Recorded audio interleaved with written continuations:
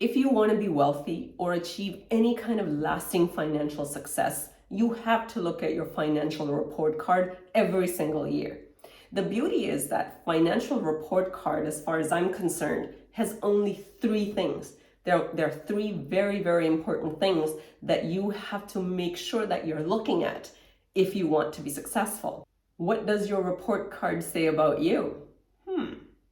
That's the topic of today. So if that sounds interesting to you, stick around until the end of this video, and that's what we're going to talk about.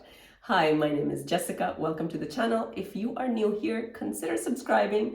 We talk all things money. I upload a new video every Thursday where I share with you my own path to financial independence. Okay, the grades are in.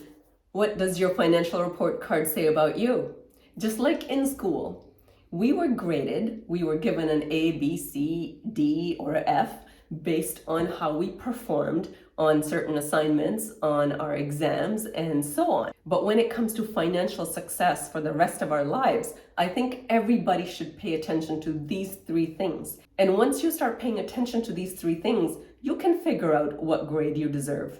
I call these the critical financial indicators. They're just like those grades in school, or like that dashboard on your car, which lets you know what your mileage is, what your gas situation is. These are critical indicators to show you where you are financially so that you can make informed decisions, so that you can figure out what you're going to do next. So if you aren't tracking these things already, start. So without further ado, the first one is net worth. The second one is your expenses. And the third one is your annual income. Let's start by talking about net worth. This is the most important financial indicator. Everyone should be tracking their net worth. Simply put, it's your assets minus your liabilities. So assets are everything that you own, liabilities are everything that you owe. So assets minus liabilities, that's what you are truly worth. In a financial sense, that is. So let's talk about assets. Let's call that part A. There'll be A and B. So your assets are everything that you own. Examples of assets are the money that you have in your bank account, your checking or savings account, your retirement savings, your investments. You might have money in your portfolio in your mutual funds and index funds and so on. So all of your retirement portfolio or your investment portfolio, your home value, that's an asset. Some people like to add up their cars and some key pieces of furniture or jewelry and things like that. I leave all of that out. So your car, which is a depreciating asset anyways, so I wouldn't keep your car as part of your asset list.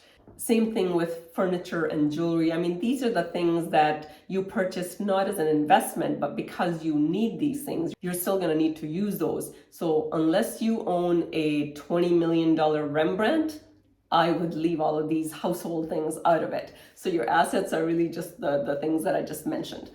So you take those, and then part B is your liabilities. So add up all your liabilities. So these are everything that you owe. The mortgage on your house, if you have it.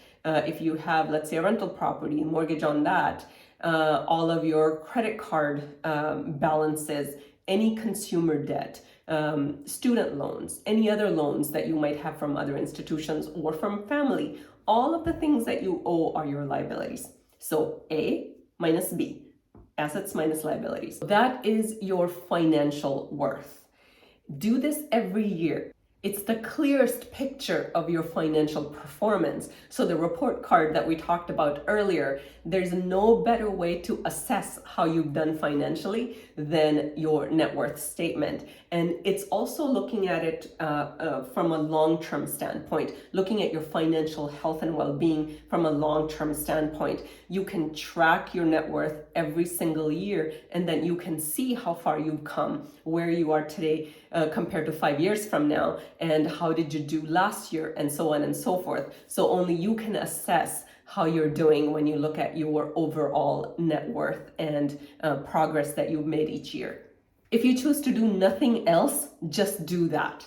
Because the other two we talked about, which is expenses and your income, those two actually feed into your net worth. They're very, very important because they determine how quickly your net worth is going to increase.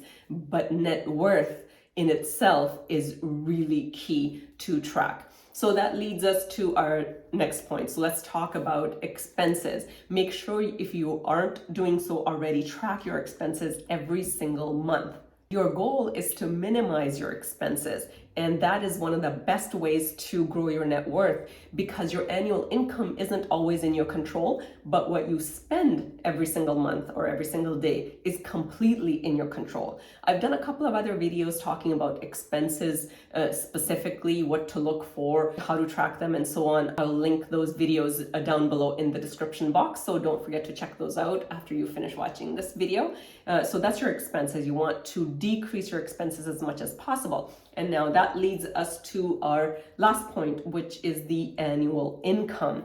Now you might be thinking, well, why do I need to track my annual income? This is one of those issues that goes undiscussed. Most people, when asked what their annual income is, state their gross income, because that's how companies work.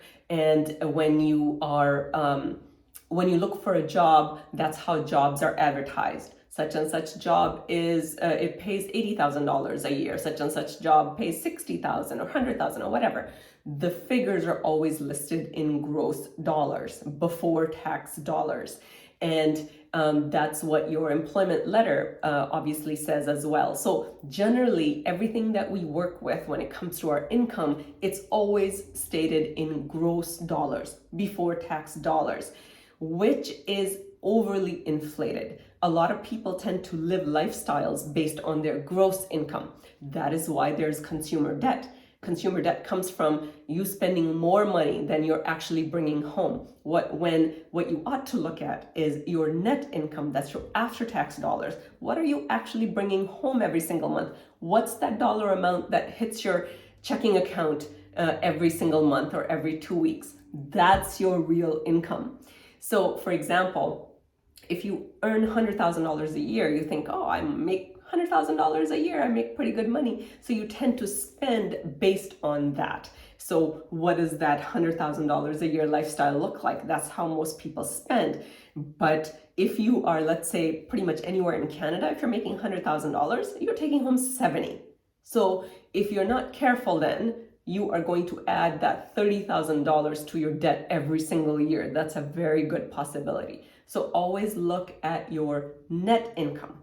What is your net income? Make sure you know that every single month. How much money are you bringing home? Know your numbers. Know that, and then know your expenses. The goal is to decrease your expenses and increase your income. Increase your net income ideally, but when your gross income goes up, your net income goes up as well. So expenses down, income up, and you want to grow that gap. The wider that gap is between your net income every month and your net expenses every month, that's how your net worth goes up. The bigger the gap, the higher the net worth, and quicker the net worth goes up. And when you decrease your expenses and increase your income, even if you just decrease your expenses, whatever that gap that you're left with, make sure that you buy income producing assets. Don't fritter that money away. The more you buy income producing assets, the higher your income goes up again, and the gap grows bigger and bigger and bigger. See how that works? It's quite amazing, and it can be a lot of fun. And momentum is a powerful thing. Once you get started on decreasing your expenses, it starts to become more and more fun, because you realize you are working so hard only to bring money in to inflate your lifestyle and spend even more. Then you have to work longer and harder to bring more money in. It's a crazy and vicious cycle.